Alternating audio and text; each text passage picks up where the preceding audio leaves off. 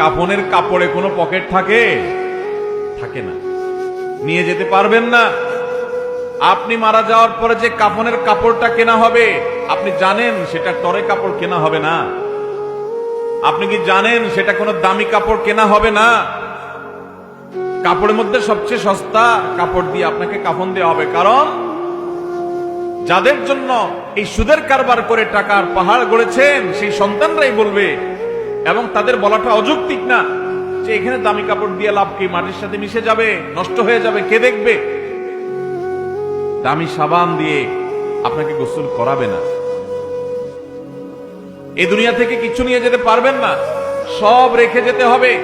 ভাগ বটরা করে ছেলে মেয়েরা খাবে, আর হারাম কামাই করছে না আপনি, জবাব দিতে হবে আপনার। আপনার চেয়ে বড় নির্বোধ কে আছে যে কামাই করবেন, চুরি করবেন যাদের জন্য, তারা কেউ আপনার চুরির দায় নিবে না। আপনার শাস্তি আপনাকে ভোগ করতে হবে, তারপর আপনি অপরাধ করছেন।